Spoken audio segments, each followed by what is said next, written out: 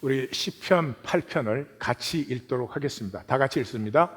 여호와 우리 주여, 주의 이름이 온 땅에 어찌 그리 아름다운지요. 주의 영광이 하늘을 덮었나이다.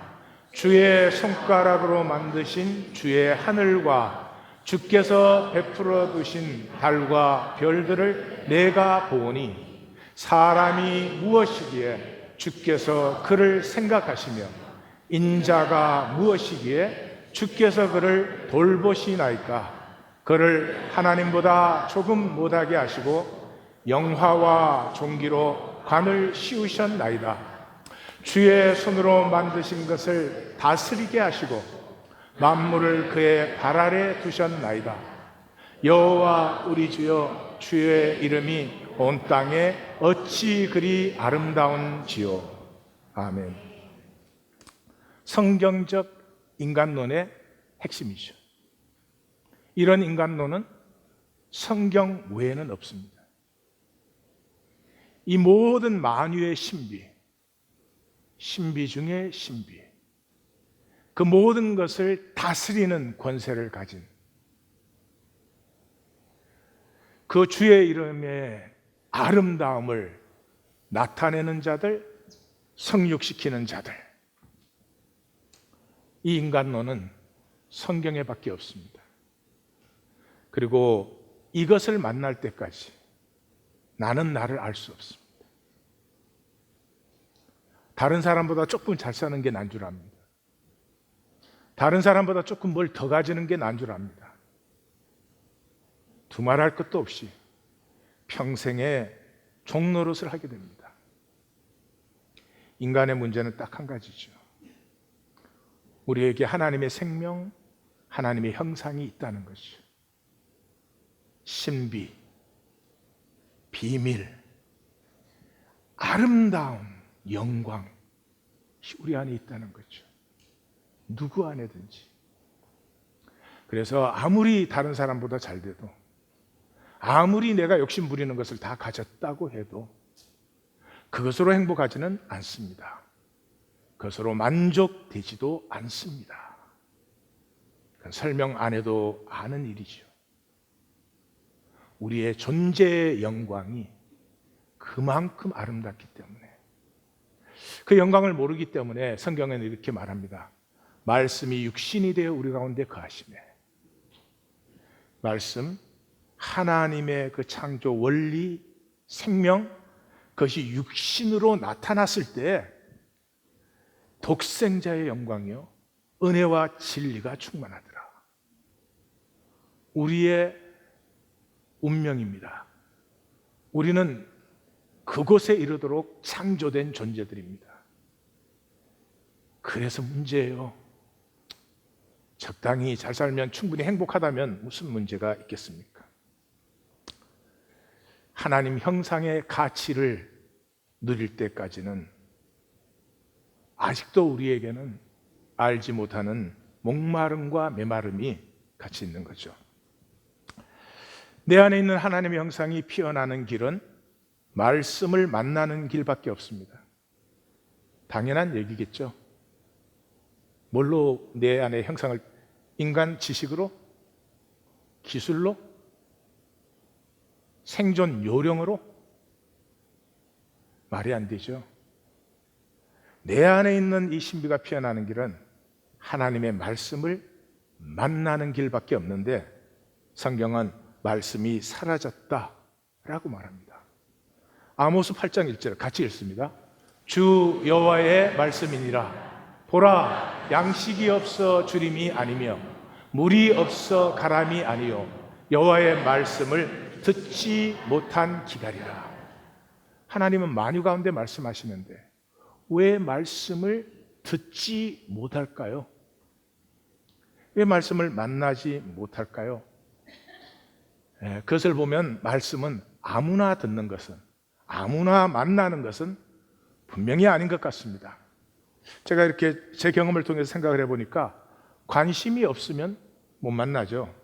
관심이 없다는 말은 관심이 오로지 사람에게 보이는 것, 그거밖에 없다는 거죠. 마음이 탁하면 또 만나지를 못하죠. 마음이 청결한 자가 하나님을 본다고 그랬습니다.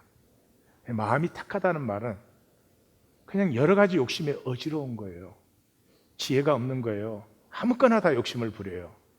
그러면 삶이 아주 기력이 낮아집니다. 욕심 부리셔야죠.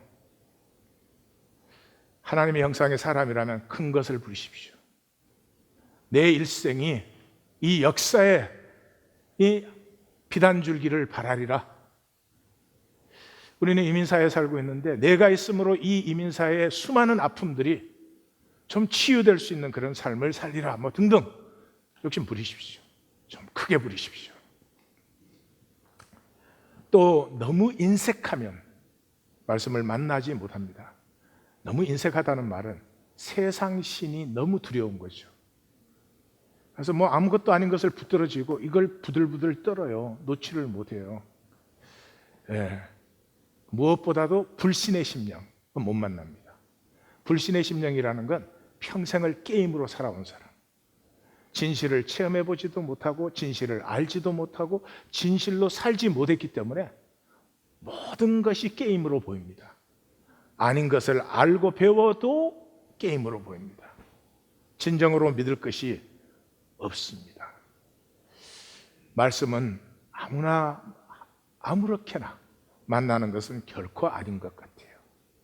이런 것을 보면은 정말 마음을 다하고 성품을 다하고 힘을 다하고 구하고 찾고 두드림이 있을 때 말씀은 만나지는 것이다 생각합니다. 한국 개신교가 개혁하자고 난리죠. 개혁이라는 소리를 이제는 안 하는 사람이 없어요. 제가 20 작년 목회를 28년 전에 시작했네요. 그때 개혁이라는 말을 썼는데 그 개혁이라는 말을 썼다고 많이 혼났습니다. 불려도 다니고 이단이라고 그래서 그때 저희가 빌려 쓰던 교회는 단이 3개인데 왜 이단이라고 할까? 이제 와서는 누구든지 개혁해야 된다고 말을 합니다. 근데 질문이 잘못되었습니다. 개혁을 찾는 이유는 왜 숫자가 주느냐는 거예요. 이 성장하던 교회가 숫자가. 질문은 그게 아닙니다. 왜 성화가 없는가? 아니, 평생을 믿는데 새로워지지 않으면 무엇 때문에 믿는 것이며 그럼 믿음이 무엇이며 도대체 뭘 하자는 거겠습니까? 생명은 저절로 새로워집니다. 성화라는 건 내가 뭐 열심히 노력하는 게 아닙니다. 아이는 날마다 새로워요. 예.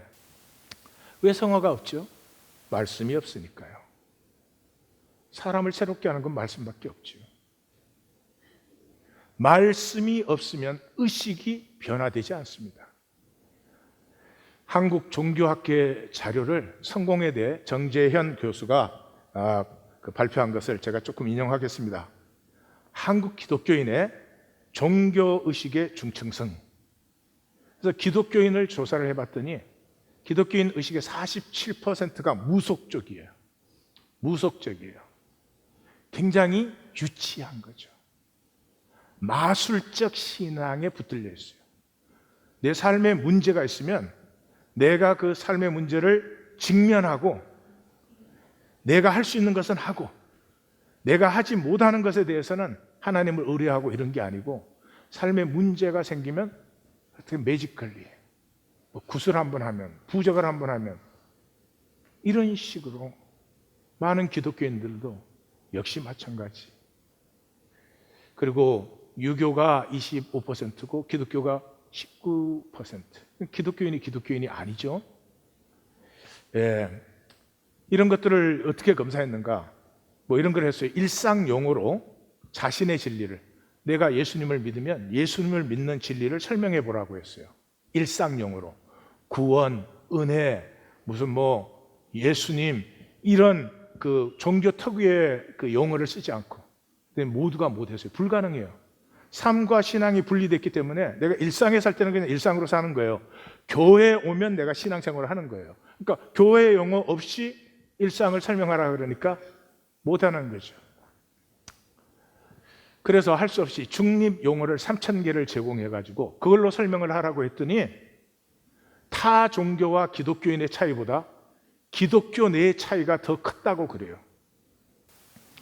그러니 용어만 같은 걸 쓰는 거지 실제는 완전히 다른 거죠. 머리 대신 주님으로 한 몸 된 교회라는 건 허상이지, 허상. 그래서 우리가 기독교로 개종을 한 것은 개종이 아니고 계명, 이름을 바꾸었죠. 지금 이 시대는 힌두교가 됐든 불교가 됐든 유교가 됐든 이슬람교도가 됐든 뭐 기독교도가 됐든 천주교도가 됐든 그들이 실제로 섬기는 건 돈이죠. 아닙니까? 한국에는 한국 종교 지도자 협회라는 게 있어요.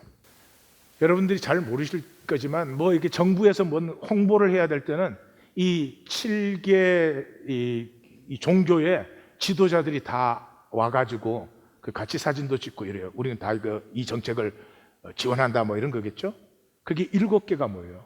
천도교, 원불교, 개신교, 천주교, 유교, 불교, 민족 종교. 민족 종교는 뭔지 모르겠어요. 그분들 사진 찍을 때 여러분들 아마 보신 적이 있을 거예요. 옷이 다 달라요. 옷이 다 달라요. 근데 그분들이 원하는 게 다를까? 옷만 달라. 용어만 달라. 그러니 무슨 의식의 변화? 이 존재의 변화라는 것 기대할 수가 없죠. 말씀은 말이죠. 이 말씀은 우리가 신통력을 불러내야 되는 게 아닙니다. 세상에 눈 감고 아웅 제일 많이 하는 데가 교회 같아요. 제 생각에는 구름 잡는 얘기가 부끄러움도 없이 통하는 데는 교회밖에 없지 않나 생각이 듭니다. 우리는 개종한 적이 없어요. 의식을 그대로 두고 간판을 바꾼 거죠. 불교, 무교, 유교 하다가 기독교, 그 유행이니까. 그렇지만 참고로 유교가 25%인데 불교가 8%라는 건 굉장히 중요한 얘기를 해줘요. 유교는 우리나라에 들어온 지 500년밖에 안 됩니다. 그런데 정치 이데올로기로 썼기 때문에 모두가 영향을 안 받을 수 없었어요. 근데 불교는 종단 종교로 했어요. 종단. 불교의 종단을 좀 아세요? 조계종이 제일 큰 거고 그 다음에 이제 태고종인데 이 둘은 싸워서 갈라진 거예요. 그것만 봐도 우리랑 그분들이랑 별로 다른 점이 없는 것 같아. 천태종, 불입종, 일승종. 그게 또 이 불교는 이단이라는 개념이 없잖아요. 그래서 구세 불교가 있는 거 아세요? 구세군? 그 다음에 원불교? 원불교는 또 불교가 아닌데 불교인 척 하기도 하고 헷갈려 좀. 불교는 1650년 됐습니다. 372년에 고구려로 들어와서 그 다음에 백제역 신라 이렇게 들어왔으니까요. 근데 8%. 왜 그래요? 종단 종교로 있었으니까. 기독교가 무슨 종교예요? 교단 종교입니다. 우리는 불교만큼도 못 갈 가능성도 많습니다. 자, 말씀이 없어서 이런 일들이 생기는데 첫째로 말씀이 아닌 것부터 얘기하십시다. 설교는 말씀이 아닙니다. 이 설교는 성경에 없습니다. 신구약에 없는 것입니다. 이렇게 똑같은 해중들을 정지적으로 불러가지고 똑같은 사람이 나와가지고 똑같이 잠을 재우는 역사는 신구약에 없습니다. 여러분, 이것은 예수님과 예수님의 제자들 사도 공동체와는 아무 상관이 없는 것입니다. 4세기의 컨스탄틴 종교에서 만드는 것입니다. 컨스탄틴이 정치적 이유로 로마의 국교를 기독교로 삼았습니다. 그러면 그 당시에는 90% 이상이 이교도였습니다. 황제의 명령에 이 사람들이 하루아침에 기독교인이 된 거예요. 기독교인이 뭔지를 모르죠. 기독교는 함께 모여서 떡과 잔을 나누는 사람들이고 그 떡과 잔을 나눈 약속을 사는 사람들인데 종교인들은 그건 이해가 안 가죠. 그래서 원래 있던 신전에 자기 우상 빼내고 거기 뭐 갖다 놨어요? 십자가 갖다 놨죠. 십자가는 컨스탄틴 때까지 없었습니다. 마당 앞에는 또 뭐 세워야 되니까 뭐 세웠어요? 마리아상 세웠죠. 그리고 모든 종교는 종교의식이 있는데 이 사도 공동체는 종교의식이 없었어요. 같이 떡을 떼고 음식을 같이 먹고 잔을 나누면서 얘기하고 기도하고 하니까 일정한 의식이 있을 수가 없었죠. 그런데 종교는 의식이 있으니까 의식을 끌어들였어요. 어디에서? 예, 회당에서. 지금 우리가 드리는 예배 의식의 90%가 회당에서 그대로 카피한 것입니다. 뭐 교파마다 다 다르지만 다 모아서 해보면 그냥 90% 어디든지 회당 순서가 그대로 들어있습니다. 그리고 설교의 그 뿌리는 BC 5세기의 소피스트, 헬라의 소피스트, 그 도시마다 소피스트들을 많이 데리고 있었어요. 예, 그때는 TV가 없었어요. 이해가 안 가는 사람들이. 그래서 엔터테인먼트가 뭐예요? 소피스트들이에요. 해가 지면 할 게 없잖아요. 그럼 극장에 모여가지고 그 소피스트가 이제 말을 하는데 재밌게 또 그럴듯하게, 이게 이제 그래서 훌륭한 소피스트가 되면 이제 돈도 많이 받고 또 가운도 입고, 예, 소피스트 외에 또 가운 입는 사람들은 기독교의 설교자들밖에 없어요. 거기에 짝대기를 막 4개씩 붙인 사람도 있어요. 그래서 그 소피스트가 인기 있는 소피스트는 그 도시에 사람들이 몰리는 거예요. 그러면 장사가 되고 영업이 되고 이러니까 뭐 아주 자랑스러워하고 그랬습니다. 현대 설교의 뿌리는 칼빈에게 있어요. 칼빈이 이 천주교에서 완전히 말씀이 사라졌으니까. 그래서 이 말씀으로 다시 신앙은 회복돼야 된다. 이게 칼빈이고요. 이 칼빈의 노선을 목숨 걸고 따른 사람들이 청교도들이에요. 적어도 초기에는. 그래서 청교도들이 주석적 강해라는 걸 처음 시작해요. 말씀 읽고 말씀 그대로 나누어야 된다. 그렇지만 칼빈과 청교도들에게 중요한 것은 이 성경을 얼마나 아느냐가 아니었고요. 그보다 훨씬 중요한 것은 경외심이었어요. 하나님을 두려워하는 경외심이었어요. 근데 이게 흐르면서 어떻게 됐어요? 설교가? 누가 더 설교 잘해서? 누가 더 성공하느냐?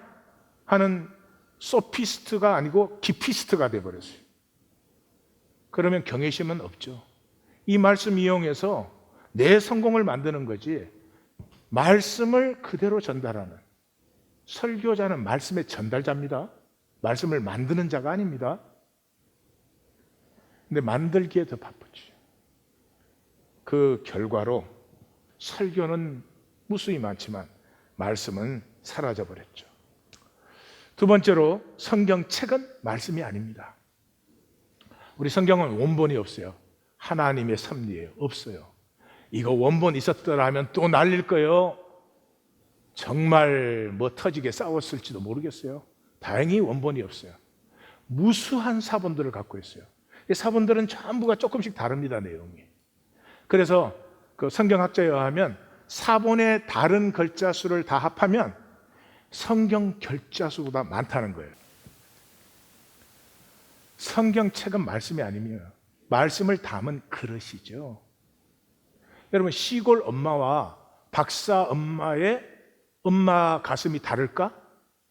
똑같아요. 인간 지식에 달려져 있지 않아요. 이건 그릇에 불과해요. 그러니까 잘 익은 제가 좋아하는 열무김치를 뚝배기에 내어놓거나 접시에 내어놓거나, 물론 저는 뚝배기 쪽을 좋아하지만 그렇다고 총각김치가 달라지는 건 아니에요.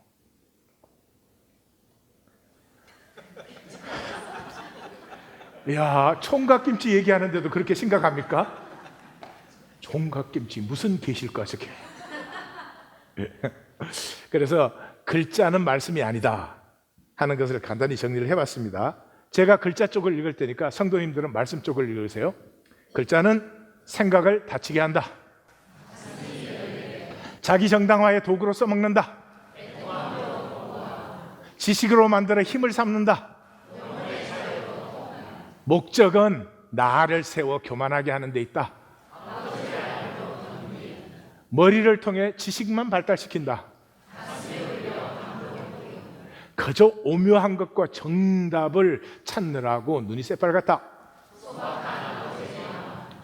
이 평면적이기 때문에 의미를 갖다 붙여야 돼요. 예화를 갖다 붙이고, 예, 그저 능력지향적이야. 뭐 알면은 그 아는 척 해야 되는 거예요. 예, 성경책은 말씀 닫는 그릇입니다. 이 글자를 읽고 그 안에 흐르는 하나님의 가슴을 만나는 거지, 글자를 오모조모 오묘하게 푸는 것이 아니다 이 말이죠. 그 다음에 말씀이 또 아닌 것, 명상의 깨달음이 아닙니다. 힌두교와 불교의 전통이죠. 예, 우파니샤드라든지 베다경들은 일생에 한 번쯤은 읽어봐야 됩니다. 그러나 반복해서 읽어보시면 금방 합니다.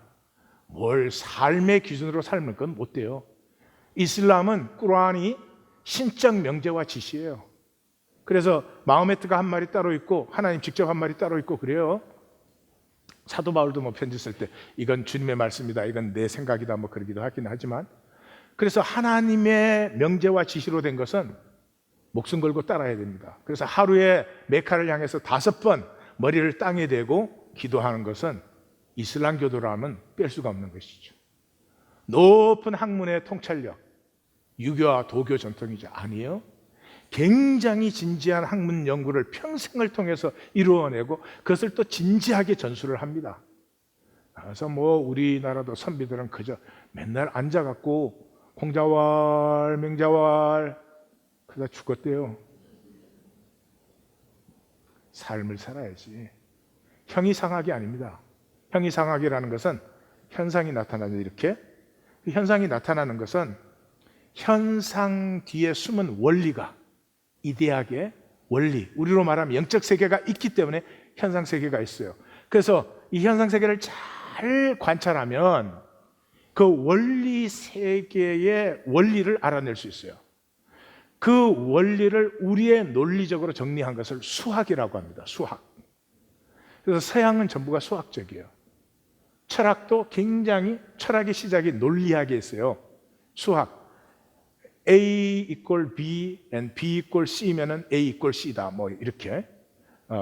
그 철학의 이제 출발점이죠. 미술도 수학이에요. 그래서 서양 미술은 원근법, 뭐 대칭 구조 이런 걸 굉장히 해요. 그 하니까 재미가 하나도 없지. 그래가지고 그 원리대로 안 해도 된다. 그래갖고 돈을 많이 번 사람이 피카소요. 그래서 피카소 원래 이름이 삐까소, 삐까하게 해서 또 밖에 나가서 음악도 바로크 시대, 바, 핸델, 이 서양 음악의 대가들이잖아요. 수학입니다. 완전히 공식입니다. 근데 그거 너무 지겨워가지고 이렇게 삐딱하게 한 사람이 모차르트고, 모차르트에서부터 시작돼서 뭐 이제 파격이 나타나죠.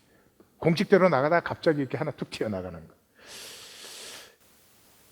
형이상학이 아닙니다. 성경은 탈무드식의 지혜도 아닙니다. 랍비 유대교. 유대교라고 하면 안 됩니다. 유대교라고 하면은 아브라함 때로부터인데, 지금 있는 유대교는 말라기의 말씀이 끊어진 다음에 사람들이 만든 거예요. 하나님 너희들에게 말 다 하지 않는다. 너희와 나는 끝났다. 그런 그때 만든 게 랍비 유대교예요. 이 랍비 유대교는 생존 지혜에는 탁월합니다. 비교할 게 없어요. 이 20세기, 21세기를 만든 것이 유대교입니다. 유대인들이에요. 근데 여러분 부러우세요? 그런 비할 데 없는 지혜를 갖고 모든 분야에 성공하고 모든 분야에 앞서 나가요. 그래서 모두에게 미움을 받아. 유대인 좋아하는 사람 만나려면 힘들어요. 드물어요. 생존의 지혜라는 게 그게 특징이에요. 네? 남편과 아내가 살아도 한쪽이 너무 생존 지혜에 깐깐하면은요, 정내미가 떨어져요. 왜냐하면 인간이라는 건 그저 살아남기 위해서 사는 게 아니잖아요. 그러면 말씀은 무엇인가? 약속입니다. 약속입니다. 다시 말해서 인격적이라는 거죠. 인격적 관계를 규정하는 것이 약속이, 말을 했든 안 했든. 이게 성경의 특징입니다. 성경은 만유를 인격적으로 봅니다. 그래서 구약에서는 만군의 여호와 그러죠. 만군이 뭔 줄 아세요? 하늘의 별들, 뭐 달들, 땅의 산들, 바위들, 나무들, 이게 다 군사라는 거예요. 예, 우린 좀 이해가 안 될지 모르지만 이 하나하나가 하나의 존재로서 각각의 고유한 권세와 힘을 지니고 있다는 거예요. 그래서 만군의 여호와 그래요. 신약에도 들어오면 그래서 사도 바울이 정사와 권세 이런 걸 많이 쓰잖아요. 로마서 8장에도 사망이나 생명이나 천사들이나 권세자, 현재, 장래, 높음, 깊음, 어떤 피조물, 이 우리에게는 현상이죠. 성경적으로는 이게 다 인격적인 어떤 파워예요. 그래서 강청하는 예수님의 벗의 비유가 나오는 거예요. 한밤중에 벗이 찾아왔어요. 벗과 나 사이에는 약속 관계예요. 여기는 지치고 헐벗고 굶주렸어요. 그럼 내가 섬겨야 될 약속의 관계예요. 근데 지금 나에게는 없어. 그럼 옆에 있는 벗을 찾아가. 한밤중이지만 이 벗과 나와 약속의 관계에 있기 때문에, 그래서 약속의 관계를 믿고 지금 내가 내 친구를 섬길 수 있는 건 내놓으라는 거지, 생떼 쓰면 하나님이 응답한다 이렇게 풀면, 아니 그런 하나님을 믿으면 어떻게 해요? 저는 제가 성경에 미친 사람이고 성경을 좋아하는데요, 그 핵심이 성경의 이 만유가 인격적이라는 것이죠. 저는 제가 어릴 때 이렇게 바람이 내 뺨에 스치면 항상 그런 것을 느꼈어요. 여기는 내 자리가 아닌데 어디론가 가야 될 것 같은,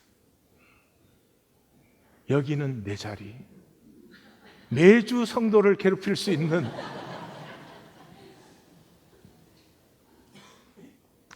제가 자라던 그 집 뒤에 조그만한 뒷동산이 있고 그 소나무가 좀 있었는데 그 사이로 조그만한 개울이 있었어요.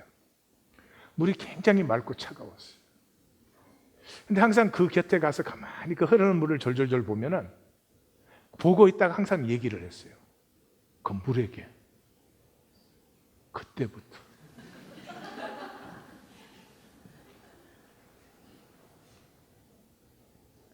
그게 좋지 않아요?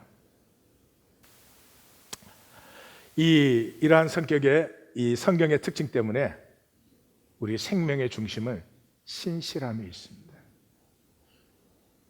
뭐가 성공한 삶이에요? 돈 많이 가진 거 아니에요. 남보다 잘난 거 아니에요. 신실한 거예요. 영원을 아는 사람은 요 반짝하는 현상 세계 속에 반짝거리는 게 아니고요, 이 신실은 영원이에요. 하나님에 대해서든지 사람에 대해서든지 자연에 대해서든지 신실. 우리의 하나님의 형상으로 창조된 인격의 가치는 능력에 있지 않아요. 그래서 하나님은 공평하신 거죠. 신실함이 있어요. 예수님의 성육, 십자가, 부활, 승천, 성령의 오심, 최후의 심판, 이거 전부가 하나님의 신실하심을 얘기하는 거예요. 하나님 무슨 능력, 난 이런 능력을 가졌다 그런 게 아니고요. 그래서 사도 바울은 말하잖아요. 성경대로 그리스도께서 우리 죄를 위하여 죽으시고 성경대로 사흘 만에 부활하사, 이렇게 하잖아요. 계시록 가면 하나님의 마지막 심판 때 그러잖아요. 수도 없이 반복되는 말이 뭐예요? 하나님의 심판은 어렵다는 거죠. 의롭다는 거죠. 심판이 어렵지 않으면 다시 심판을 해야 되죠. 심판이 어렵기 때문에 최종적인 심판이 되죠. 왜 어렵습니까? 이 만유와 약속에 대해서 하나님은 끝까지 신실하셨습니까? 이 신실함은 두말할 것 없이 몸으로 행할 때 오는 것입니다. 이 몸으로 행한다는 말이 엘간, 우리는 이미 봤죠. 몸, 이게 성경의 중심이에요. 그래서 사람을 창조하고 한 몸이 되라고 그랬어요. 하나 되라고 안 그랬어요. 교회는 그의 몸이라고 그랬어요. 고린도전서 12장은 이 몸의 비밀을 말하는데 몸이라는 단어가 19번이나 나와요. 우리의 하나님도 몸으로 나타나신 하나님이에요. 그래서 요한의 문서가 써지는 당시에는 이미 이걸 또 개념화시켜서 지식화시켜서 이걸 뭐 잘 아는 사람이 뭐 무슨 뭐 신앙이 좋은 사람처럼 그랬는데, 그래서 한마디로 하잖아요. 그리스도께서 육체로 오신 것을 시인하면 하나님의 영이고 그리스도께서 육체로 온 것을 부인하면 적그리스도의 영이다. 분명하죠. 여러분, 이걸 뭐 설명할 일이 아니지 않습니까? 내 삶은 내 말과 일치는 되지 못해도 동향성은 있어야죠. 같은 방향으로 가고 있어야지. 말은 멋있게 해야 되는데 삶은 아무것도 없으면 그 스스로 불쌍해지는 거 아니에요? 스스로 자기 존재의 가치를 부인하는 것 아닙니까? 그래서 성경은 창조의 목적이 성육입니다. 성육. 인카네이션. 에르간. 디도서는 바울의 제자들 시대니까요. 그게 벌써 이 신앙을 막 지식화, 개념화 시켜야 되니까 디도서 1장 15절까지는 몸으로는 살지가 않으면서도 놀리는 화려한 입으로는 뭐 하나님 사랑하고 난리야. 그런 모든 것을 사도 바울은 한마디로 허탄한 이야기라고 그러죠. 허탄한 이야기. 그 허탄한 이야기를 하는 자들은 하나님을 시인하나 행위로는 부인하는 자니, 가정한 자요, 복종하지 아니하는 자요, 쉐마하지 않는 자요, 하나님 말씀을 만나지 아니하는 자요, 모든 선한 일을 버리는 자다. 이게 성경 66권에서 가장 마지막에 써져 있는 것들이 요한 문서 아니에요. 그래서 요한복음과 요한계시록에 제일 많이 나와요. 24번, 21번. 이 20세기 부흥회를 지나면서 기독교가 이상해졌죠. 행동은 없어도 생각으로, 말로 믿는다 그러면 구원받은 것이라는 이 세상에 있을 수 없는 거짓말이 기독교 안에서는 통하게 되었죠. 여러분, 내가 살지 않은 것이 어떻게 나의 유업이 됩니까? 이거 초등학교 1학년이 들어도 이상한 말인데, 그냥 우리 생각이 편하니까 성경을 다시 보십시오. 신약에만 에르간이 176회가 나오는데 이 에르간이라는 단어는 항상 심판이라는 단어와 짝이 되어서 나옵니다. 베드로전서 1장 17절, 각 사람의 행위대로 심판하시느니. 유다서 15절, 심판을 하시는데 모든 행한 일을 따라서. 계시록 2장 23절, 너희 각 사람의 행위대로 갚아준다. 계시록 20장, 자기 행위를 따라, 이 백보자 심판 마지막 심판이에요. 자기의 행위를 따라 기록된 대로 심판을 받으니 각 사람이 자기 행위대로 심판을 받고. 성경 66권의 가장 마지막 하나님의 직접적으로 하시는 하나님의 말씀이 22장에 나오죠. 보라, 내가 속히 오리니 내가 줄 상이 있어 내게 있어 각 사람에게 그가 행한 대로 갚아주려. 상도 행한 대로입니다. 왜 이 말이 이상해졌는가는 조금 이따 나눌게요. 삶은 성육입니다. 산다는 것은 육체로 뭔가를 나타낸다는 것입니다. 성육. 내 삶이 내 생각을 성육시킬 수 있습니다. 생각은 거짓이니까 평생이 허무하죠. 말씀을 성육시킬 수 있습니다. 말씀은 실제니까 영원하겠죠. 요한복음 8장에 예수님이 마귀를 거짓의 아비라고 그러잖아요. 무슨 거짓말을 해요? 아닌 걸 기라고 해요. 자꾸 아닌 걸 기라고. 행복이 아닌 걸 자꾸 행복이라고 해요. 여러분, 이 세상에 성공한 사람들 좀 보십시오. 행복합니까? 아니잖아요. 성공이 아닌 것을 자꾸 성공이라고 해요. 남보다 많이 가지고 잘 됐다. 그게 참으로 성공입니까? 존재의 가치감을 느낍니까? 아닙니다. 신실함에서, 행복도 성공도 신실함에서 나옵니다. 신실하게 살아온 사람은 자기에 대해서 떳떳합니다. 내가 나인 것이 좋아지기 시작합니다. 그리고 내 평생을 걸어서 도착할 그 도착 지점이 기다려지고 바라보여집니다.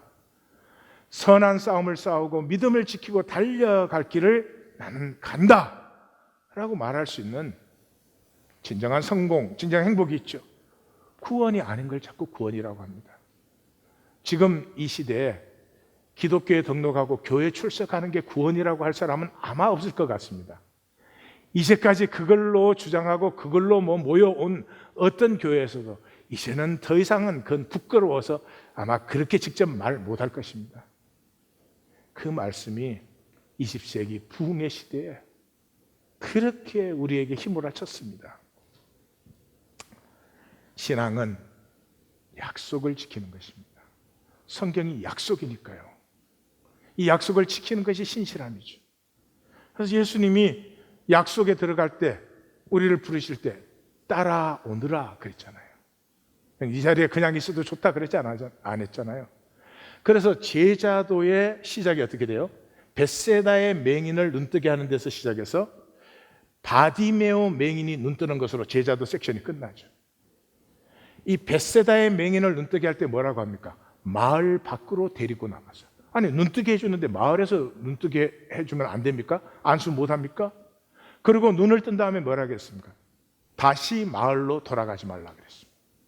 다시 말해서 내가 눌러 앉아있는 삶의 자리에서 일어나서 걷게 하는 거죠. 그래서 바디메오 맹인 눈뜬 기사의 제일 마지막이 뭡니까? 저가 길에서 예수를 따르니라. 무슨 길이었어요? 예루살렘의 십자가지로 올라가는 길이었죠. 십자가 길에서 날 따른 것이죠. 신앙의 시작이 뭐였습니까? 본토 진척 아비의 집을 떠나라. 내가 지시할 땅으로 가라. 그랬을 때 아브라함이 여호와의 말씀을 따라갔다. 그렇게 되어 있습니다. 분명히 하나님과 약속 관계에 들어가서 약속이라고 하는 것은 둘 중에 한쪽이 안 지키면 깨어진 거예요. 그런데 어떻게 기독교만 나는 약속을 안 지켜도 나는 부족하고 나는 못나고 그 사람한테 못났다 그러면 살인 납니다. 응? 나는 부족하고 그러는데 넌 부족해 이러면 다시는 나 못 볼지도 몰라요. 입술, 립 서비스. 나는 부족하고 못났기 때문에 한 주간 나는 죄만 짓다가 왔습니다. 그래도 하나님의 약속은 이루어진대. 아니요, 그런 거 없습니다. 약속은 양쪽이 지킬 때 이루어지는 거죠. 그런데도 왜 이런 거짓말이 통하게 됐을까? 무조건적 은혜 때문에. 무조건적 은혜는 뭐가 무조건적인 은혜죠? 하나님과 우리는 약속 관계 속에서 창조됐어요. 그런데 우리가 약속을 깼잖아요. 약속이 깨졌다고요. 그래서 선지자의 주제가 뭐예요? 새 언약이죠. 새 약속을 맺는 거죠. 그러면 새 약속으로 나를 불러주신 게 무조건적인 은혜죠. 나는 약속을 내 쪽에서 깨어버렸어요. 나는 더 이상 이 약속에서 아무런 권리가 없는 사람인데 그 약속의 권리 속에 나를 회복시킨 건 내 힘으로 될 수 있는 게 아니죠. 무조건적인 은혜로 되었어요. 이 무조건적인 은혜를 받았다면 나는 분명히 약속을 지키고 있어요. 왜냐 그러면 약속을 지키는 것은 내 힘과 능력과 의지가 아닙니다. 이 무조건적인 은혜를 만났을 때. 그래서 이사야 선지자는 그러죠? 하나님의 말씀을 이렇게 말합니다. 비와 눈이 하늘로서 내려서 그냥 되돌아가지 않고 하나님의 말씀은 소출이 나게 하며 싹이 나게 하며 종자를 주며 양식을 준다. 난다 준다 받으시기 바래요. 근데 그 다음에 이렇게 말해요. 그래서 내 입에서 나가는 말은 되돌아오지 않아요. 나의 하나님이 기뻐하는 뜻을 이루며 하나님이 보내신 일에 형통함이라. 여기 잘 보십시오. 여기 어디에 하나님의 말씀을 내가 잘 이해하면, 어디에 하나님의 말씀을 내가 잘 깨달으면 그런 게 있어요. 말씀이 임하면, 임한다는 말이 뭐예요? 주의 여종이오니 말씀대로 이루어지이다. 주권의 문제예요. 하나님의 말씀인데 감히 내가 그걸 이해해요? 아니 그걸 내가 감히 깨달아? 그래서 뭐 하자고? 말씀이 임하면 행하는 거지. 거기에 생명이 피어나는 거죠. 그래서 말씀의 원수는 생각이에요. 생각이에요. 생각하면 참 편하잖아요. 생각으로만 믿으면 되잖아요. 손해 안 봐도 되고 희생 안 해도 되고 얼마나 좋아요. 그러나 진짜나 아니라는 것은 우리가 다 알죠. 생각의 뿌리가 뭐예요? 뇌잖아요. 뇌에서 나오는 거죠. 뇌는 어디에? 이 진화를 따라서 된 거 아니에요. 그래서 우리 안에 뭐 파충류 뇌, 그 다음에 포류 뇌, 그 다음에 영장류 뇌, 그 인간 뇌, 그 네 가지가 우리 실제로 구조적으로 다 있잖아요. 그 이 뇌는 뭐 진화된 것이니까 딱 하나요. 이 본능, 생존의 본능밖에 없어요. 살아남아야 된다, 지켜야 된다, 그거밖에 없어요. 그럼 필요해요? 살아남지 않으면 그 다음에 무슨 의미가 없잖아요. 그러나 인간은 거기서 끝나면 안 되지. 자, 침팬지가 있어요. 침팬지가 있는데 저쪽에 잘 익은 바나나가 있어. 근데 저쪽 떨어진 나무 위에 표범이 앉아 있어요. 표범이 앉아 있어. 그 본능적으로 이 뇌가 딱 계산을 하죠. 내가 저 잘 익은 바나나를 갖고 올 수 있는 가능성은 99.9%야. 근데 표범에게 잡힐 수 있는, 표범이 지금 저기 딴 데를 보고 있는데, 저기 딴 데 보는 게 아니고 딱 나를 보고 있는 척 하는데, 나를 보고 있는 게 아니고 깊은 안식에 있는 거 내가 다 알아. 그래서 표범에게 내가 잡혀먹을 수 있는 가능성이 0.1%가 있으면 바나나 집으로 갈까요? 안 갈까요? 안 가요. 왜냐 그러면 0.1%라도 그거는 걸렸으면 죽는 거니까. 우리 삶이 그거예요. 내 안에 있는 하나님의 형상이 있는데 그거 피우려고 하면 무수한 실패와 실수와 좌절을 지나야 됩니다. 공짜로 되는 건 없어요. 지금 오타니 쇼헤이가 일본 야구 선수 아세요? 엔젤스에 온? 제가 좋아해요. 뭐 제가 좋아하는 이유는 딱 한 가지예요.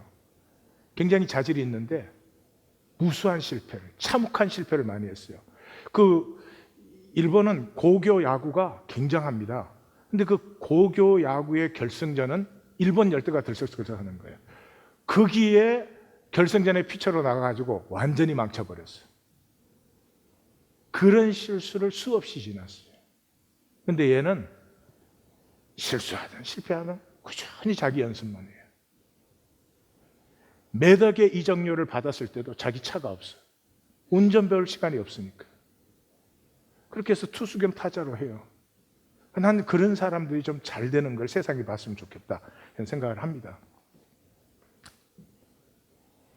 우리 안에 있는 가능성은 그렇게 피어납니다. 실패해서도 안 되고, 실수해서도 안 되고, 남에게 무시당해서도 안 되고, 나는 항상 성공적이고, 나는 항상 잘나야 되고. 그 사람 뭐예요? 거짓밖에 뭐가 있겠어요. 이게 뇌가 하는 일이죠. 뇌라는 말과 생각이라는 말은 일치하는 말이에요. 생각에 사로잡힌 사람은 평생 남 앞에 그럴듯하게 삽니다. 속은 참으로 공고하지. 이 생각은 독재자예요. 내 생각에 내가 어긋나게 살 수가 없어요. 생각이 안 깨어지면 저주예요. 그래서 생각으로 사는 사람은 허무에 굴복하고 썩어짐의 종로로 돼요. 기능은 딱 한 가지, 사람에게 보이려고. 무시받는 게 너무 두려우니까 그거 한 가지로 사는 거죠. 그래서 이 생각은 너무 편하잖아요. 종교인의 모든 구원과 천국은 생각 속에 있으니까.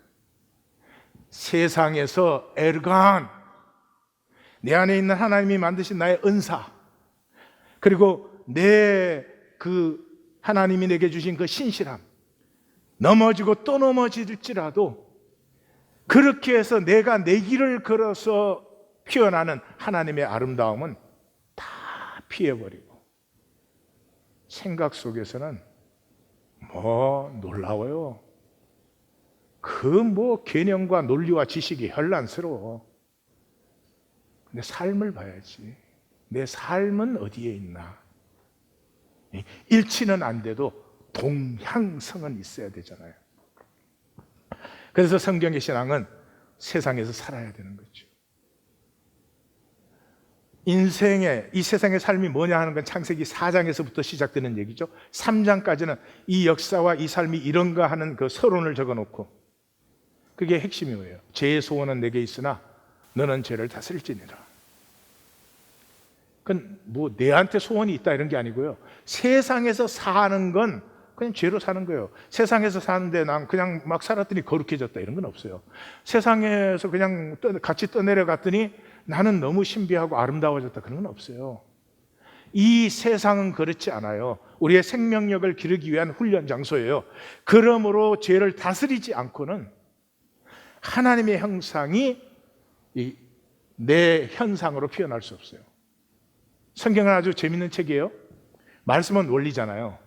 근데 원리를 중요하게 생각하지 않고 그 원리가 표현한 현상을 더 중요하게 생각해요. 그게 없으면 하나님 창조 안 했죠. 하나님 안에 모든 원리는 이미 아름다워요. 근데 하나님 안에 있는 이 모든 원리가 실제로 이루어지기 위해서는 이 현상으로 나타나야 되는데 뭘 통해서? 자원함을 통해서. 그래야만 하나님의 나라가, 창조가 완성된 거죠.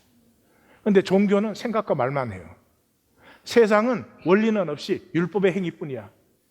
그저 뭐 어떤 술수를 쓰든 뭐 성공만 하면 돈만 더 벌면 그럼 되는 것 줄 알아요. 천만의 말씀이에요. 원리가, 말씀이 성육되었을 때가 내가 나됨의 자부심과 가치를 누리는 거죠. 자, 그래서 이 실제, 이 생각의 허상이 아니고 실제를 만날 때 내 안에서 피어나는 것을 경외심이라고 합니다. 경외심은 두려움이죠, 두려움. 이 두려움이 사랑의 본질이에요. 이 기독교의 거짓 중에 하나가 사랑과 두려움이 반대처럼 가르치는 거죠. 아니요, 한 실제예요. 제가 차대 벤자민을 낳았을 때요, 수술을 했기 때문에 제 아내는 아직 깨어나지 않았고 내가 벤자민을 처음 딱 보는데, 받았는데 제일 첫 번째 느낌은 두려움이었어요. 너무나 깨끗하니까. 이 세상을 살아온 이 더러움으로 얘를 기를 수 있을까? 뽀뽀를 하고 싶은데 뽀뽀를 못했어요. 근데 더러운 게 옮을 것 같았어요. 사랑과 두려움은 같은 실제예요. 남편과 아내 사이에도 마찬가지예요. 서로의 존재에 대한 경외감이 있어야 돼요. 두려움이 있어야 돼요. 그렇지 않으면 함부로 대해요. 함부로 말을 막혀버려요. 하나님을 두려워하지 않으면 모든 것이 거짓이 됩니다. 이게 바리새인들과 사두개인들의 문제였잖아요. 그들은 하나님 앞이라고 할 때와 사람 앞일 때 완전히 달라졌어요. 너무나 능수능란하게. 무엇보다도 경외심이 없으면 죄를 두려워하잖아요. 죄를 두려워하지 않는다는 것은 나의 소중함을 모른다는 거죠. 그냥 아무렇게나 말해버리고 아무렇게나 살아도 나라는 존재가 괜찮은 것처럼. 특별히 지금은 온 세상이 물질화되어 버렸잖아요. 물질화. 내가 누구냐 하는 건 모르잖아요. 내가 돈을 얼마나 버느냐 이거지. 내가 어떤 지역에 어떤 집을 갖고 있느냐 이런 거죠. 내가 어떤 차를 타느냐 하는 것이지 내가 누군지를 모르는 모든 것이 물질화된 시대에 있잖아요. 그래서 죄를 두려워하잖아요. 지금 이 세상은 죄를 죄라고 하지 않아요. 어떻게 그럴 수가 있는지 모르겠어요. 더러운 것을 더러운 것이라고 하지 않아요. 더러운 걸 마치 무슨 굉장한 아름다운 로맨스처럼 얘기하기도 하고, 쏘으시면 안 됩니다. 예수님은 그래서 경고를 하시는 거 아닙니까? 우리가 약속의 세계 속에 약속의 존재로 창조되었다는 건 인격성을 가졌다는 거예요. 인격성. 그 인격성은 책임성이 있다는 얘기예요. 그래서 천국과 지옥은 같은 실제잖아요. 천국, 이 현상세계가 끝나면 시간과 공간이 없으니까 천국은 저쪽에 있고 지옥은 이쪽에 있고 그런 게 아니잖아요. 같은 실제예요. 그러니까 같은 실제 우리가 다 들어가서 어떤 사람은 천국을 누리고 어떤 사람은 지옥을 누리죠. 똑같은데 그게 무엇에서 결정되죠? 이 현상 세계를 사는 동안 나는 어느 쪽을 살아왔는가? 나는 어느 쪽을 계속 선택하고 있었는가?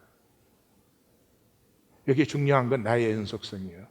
기독교의 또 하나의 거짓이 여기 있어요. 여기서는 내가 부족하고 막 얼마나 못 살아도 천국 딱 가면 난 새로운 존재야. 천국 가면 나도 모든 사람을 사랑해. 그러면 그 나는 납니까? 나 아닙니까? 아니죠. 인격성에 중요한 것은 연속성입니다. 남편이 하루는 너무너무 잘해줘. 그 다음 날은 설거지 안 하고 신경질 내.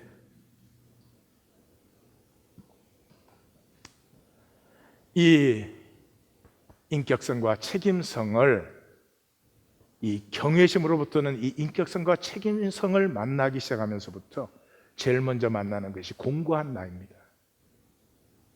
책임적인 존재임을 느낄 때 얼마나 아름다움이, 얼마나 생명의 신비함이 내 안에 있는데 나의 삶은 왜 이런가?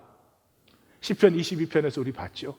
21절까지 하나님이 너무 멀리 계셔. 하나님 도움이 안 돼.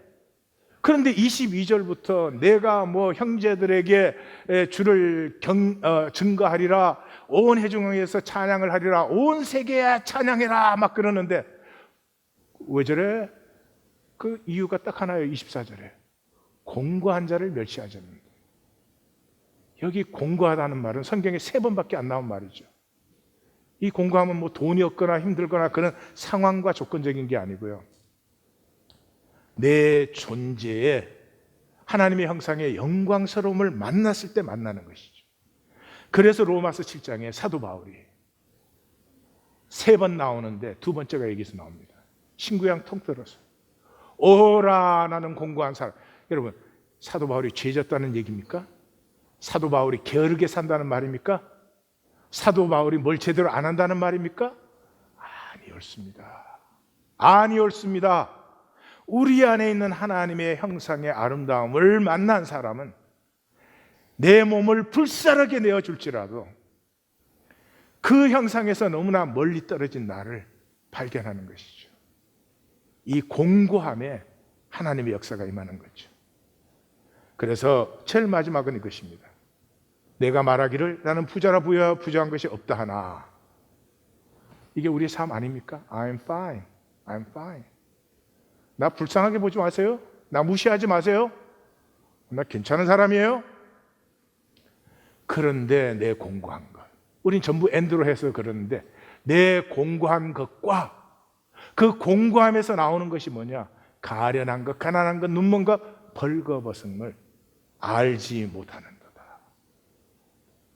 그래서 경외심에서 나오는 2번째가 모릅니다입니다. 모릅니다.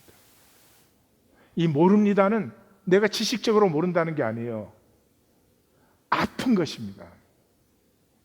자식이 말썽을 부렸어요. 자식하고 얘기를 해봤어요.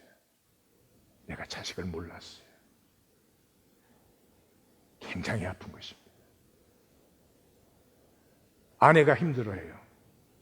뭐 호강에 겨워서 그러지. 아우 속 시원해. 근데 아내하고 얘기를 했어요. 내 아내를 몰랐어요. 무엇을 아파하는지 몰랐어요.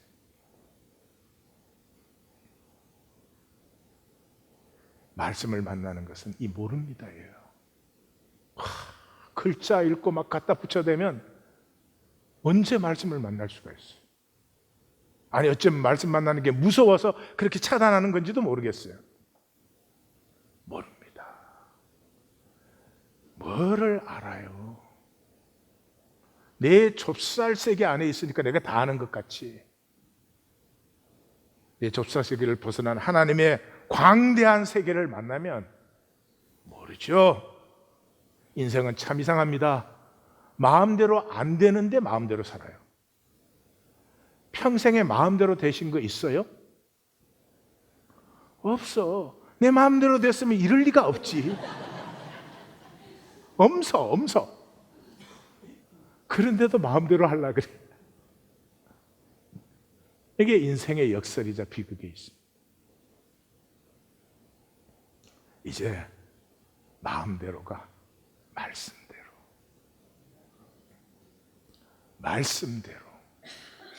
말씀이 운행 역사하시면서 좋았더라 힘이 좋았더라를 펼쳐내는 시간이 우리 앞에 도래했습니다. 하나님 나로 만나게 하옵소서. 우리 다 함께 기도합니다.